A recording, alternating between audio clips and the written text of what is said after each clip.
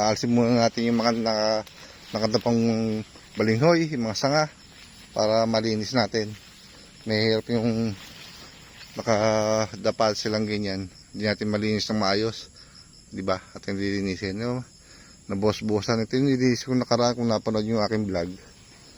Ito yung ating nilinisan, di ba? Linis-linis na konti at ating igagas-cutter yan.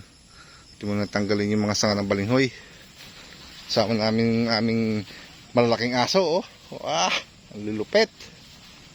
May balinghoy din na sumibol dito. Ayan, oh. Ano ba ito? Magkakalaman? May laman. Dito tayo maglilinis. Ayusin lang muna natin yung mga balinghoy na yan. Diba? Ayaan. Bayapas yan. Gusto kong bawasan ng taas na. Kalamansi natin. No, ano nung bagay, no? Lilim. Ayun pa yung puno ng kalamansi. Wala nang bunga. Nagdaglagan. Nakakuha rin tayo dyan. Miya. Bunga. Uy. Di tayo maglilinis sa lugar na ito. Ito kasi hindi linis ko, hindi ko malinis. Gawa naman nakahiga yung mga sanga ng balinghoy. Atin mo lang tatalasin yan para malinis. May bunga pa yung kalamansi, pa ilan. Kung tayo kukuha ng pang sausawan lang, ay marami tayong makukuha. Linis muna tayo. Di ba? Tuwan-tuwa yung mga malaki kong aso. Hinihingal ako. Yan, nalinis na natin yung mga nakahigang balinghoy. Pwede na natin i-scatter yan. Inipon ko dyan sa lugar. Nakahingal. Sobrang nalago. Tumbahan yun ng bagyo. Kaya humapay. Aking linisin ng bahagya.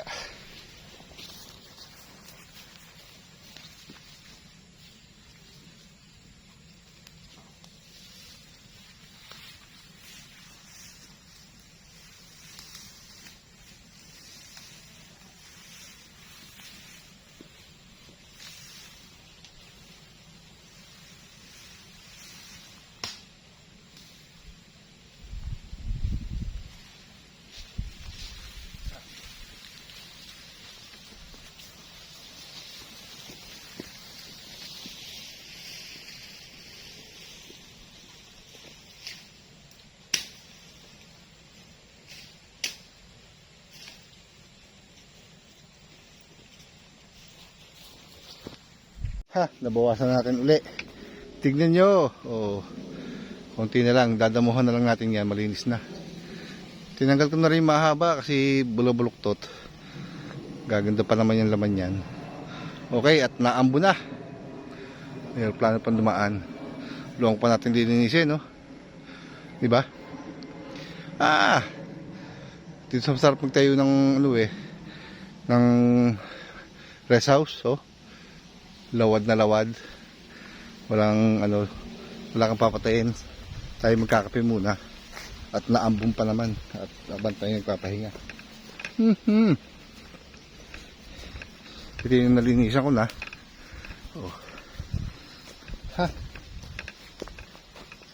Marami pa tayong trabaho dito sa bukid. Yung kasarapan dito, hindi ka nawawala ng trabaho. Pinagpapawisan ka, di ba? Exercise na. Sili natin magaganda. Yan nagluto na ng kape. May mga sinalang pa. Yun. Luluto si nanay sa aming munting kalan. Yan ang aming mga aso kasama. Naambon-ambon. Itapan nyo lang sa si inaanay. Ayan. Kape-kape muna tayo. Habang kapahingat maambon. Yung ating talong namatay. Hindi gumanda. Patola natin, ganun din. Kaya magandang gawin dyan. Wala tayong kasi nung alam sa gulay Lilim, tiyatanggal ko naman yung mga dahon ng saging. Tsamba rin tayo dyan. Pero dito, ang ganda natin papaya. Papaya, walang problema. Ay, saka yung luya. Hindi yan maselan. Gabing Tagalog, mga gabi, saging. Yan yung ating kamote, mga giant kamote. Oh. Nag-uuwi tayo mimina ng talbos. Ganda. Ang lago ng ating mga kamote. Yung nga talong natin na wala. Yung mga sili natin. Oh. Uy, naikot. Ito yung ating giant kamote. Ang ganda na oh. Ang lago na. Di ba? Daming talbos. Ang ganda ng talbos. Kaya kung gaganda tong saging na to. Parang kulubot yung dahon eh. Ang daming suwi, di ba? Ano ba yan? Maganda bali yung ano yan. Ewan ko ano nangyari. Yung pinaka mayor. Inahin. Yun din, maganda yun. Ano rin, ewan kung gaganda pa yung mga suwi niya.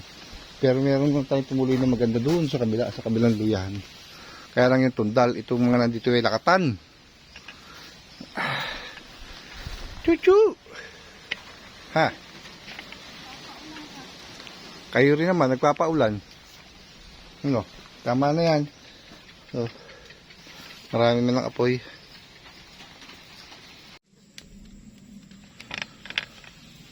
Tatanim si nanay doon. Didinis. Tatanim ng kalabasa. Ayan. Linis na. Ito yung nalinisan ko ng konti. Ayan. Saka ito. Aking tininisan. Oh. Ang ganda na uli. Pagpatuloy natin yung paglilinis. Ako nagpahinga lang. Ganda ba? Natahol yung ating mga aso. Nanay naglilinis dun. Tatanim daw siya ng kalabasa. Saka saluyot. Saka okra. Huh.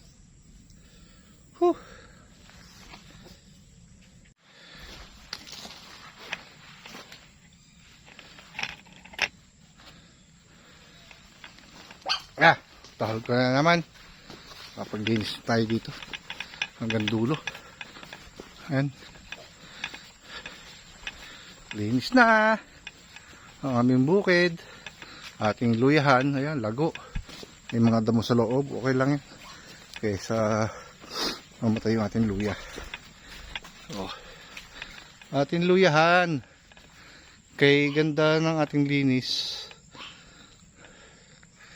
O, diba? Wow! Kay ganda yung ating giant kamote. Ha. Di ba? Hop. Ganda niya yan. Hanggang dito na lang. Bye-bye sa inyong lahat at maraming salamat.